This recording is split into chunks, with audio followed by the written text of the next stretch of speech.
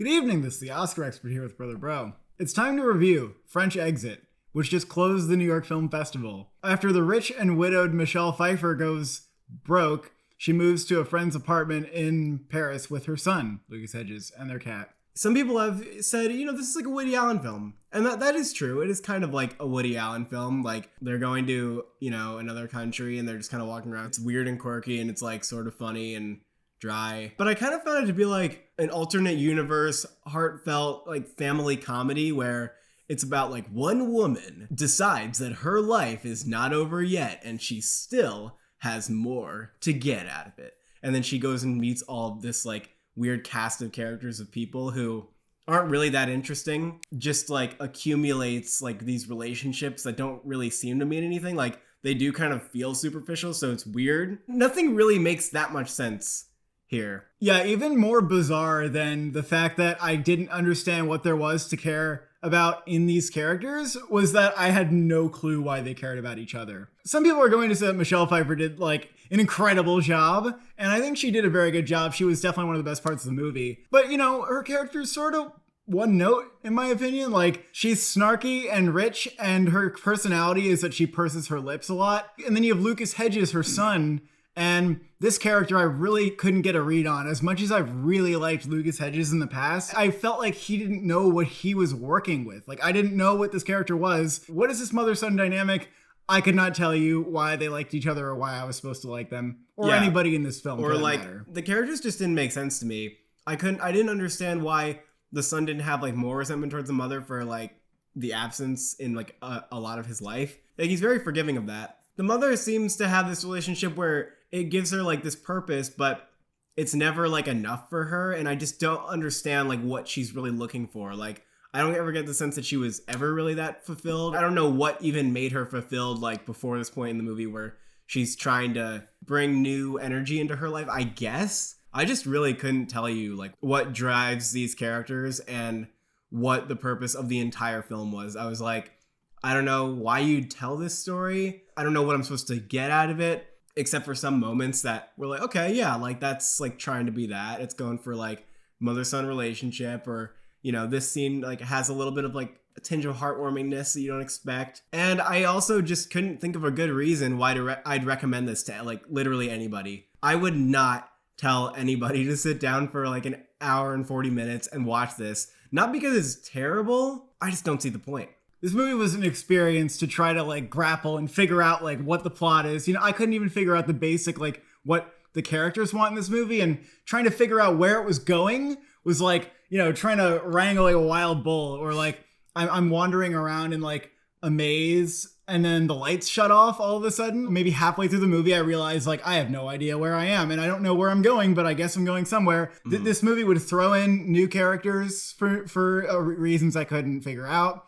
It would have like moments that I didn't understand. It was just like an off movie. I am someone who can appreciate like dry, absurd humor, some of which I kind of thought was funny in the movie, but a lot of it sort of fell flat. I feel like it didn't commit to being a dry, absurd comedy in a way where I could be like, oh, I came away with, some laughs in that movie. I just had no idea where I was going on this ride. I really did not understand. There's some mythical elements that also are like, okay, like I get that the movie is like, the world's allowed to have these things, but I didn't get why they needed to be there. It actually became more of a contrivance. Like when they get into like the medium stuff, it was so, like what was how is that anything but a contrivance? Like just a device so that you can just insert more of like the backstory into the non really like actually happening in the present story. One of the main things about Lucas Hedges' character is that he's in a relationship with Imogen Poots back home, and at the start of the film we're told that they're like engaged,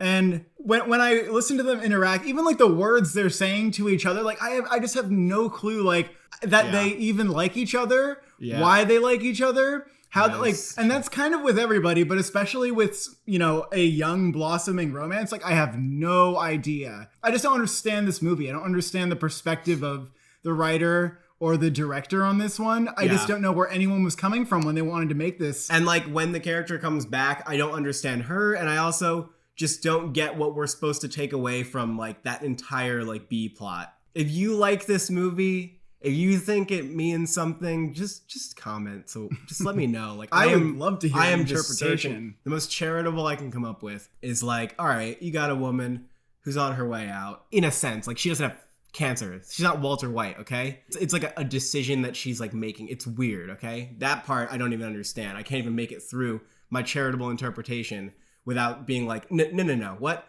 And she's trying to figure out like a way to go out on life where that's somewhat meaningful for her, but none of the actions really make sense. Like, again, the characters don't actually feel like they're that important to her. And we don't know why she wants to do this. We don't know why she wants to do any of this. It's a compulsion. It doesn't make sense. She thinks her life is over because she went broke, and that's the motivation of the movie, is that she doesn't have money left. I don't understand why we need to care. Also explained that she feels the need to fulfill this like idea of her life that she is aware is cliche. That part was like, what? Yeah, so like that, the explanation for why she's doing it is very bizarre. Michelle Pfeiffer, I agree, is very good. Some people are gonna think it's one of her best performances. I was reading some tweets saying like she's like magnificent, but she's sometimes like contrived or imitating like the mannerisms of like a rich New Yorker, and that's not a bad thing, but it doesn't like do much. I think it's a good performance, and there's some really good scenes with her in it, but because I'm not really like on board with the movie, the character just feels a little bit like lacking, and I can't say it's like a reflection of her performance. It's just more of like the movie. It's just like, I don't know why I should like spend time with this character. We start out like, oh, you know, she's kind of a brat, but maybe there's something endearing about her. It's sort of endearing. Slightly like moments where she like gives money to homeless people, I guess, is like the most endearing that she gets, or that she has an okay relationship with her son, but or like she has some sort of appreciation for like the little, I don't know. I don't find anything interesting about like her worldview or anything like that. I don't care if the character is like more or less likable. I just want there to be something compelling about them. And it was surprising that in this character-driven dramedy, like I didn't know what was driving the characters or what their motivations were, like what they were trying to say about anybody. It was a really strange experience.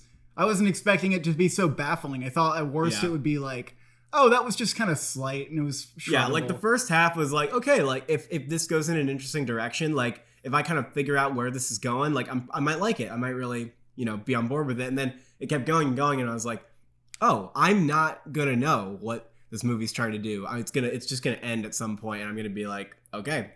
And that's exactly what happened. And for like 40 minutes, I just kept thinking like, this is the end. This is the ending. This is the ending. This is the ending. Because it doesn't have really a story. And a lot of the characters almost make me question if they're humans at points, because they do and say things that don't feel like quite right. Yeah, but that's also just the style of the movie. Like, yeah, I don't care about that. I don't care if it's just the style. I don't like it anyway. Yeah, you don't like it, but it is just the style. I really don't think she's going to get nominated for an Oscar for this, just because the movie's so strange. Yeah, it's not a crowded year, so I'm not going to say it's impossible.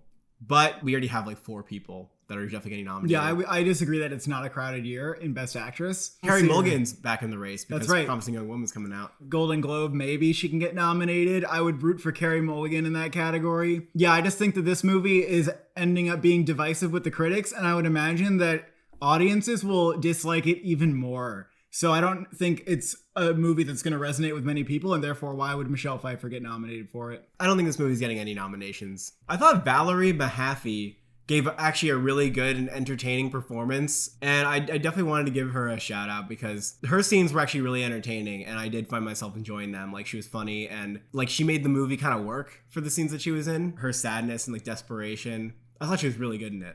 Yeah, I don't know if I could tell you where she fits into like what the movie's doing overall, or why she was there, or why everybody just ended up staying in their apartment by the end. I could not tell you. I would have to give this a 4. I was feeling like maybe a 6 and then maybe a 5, and now I'm like, I just wouldn't recommend it to anyone. It's not an ideal way to spend time. I don't know what I'm supposed to say about a movie where I feel like there was just no story. I was just kind of shocked at how little I cared about the characters, or how little I understood about why they cared about each other. So I would give this a 3 out of 10. Thank you for watching. Thank you for subscribing. Which exit will you take?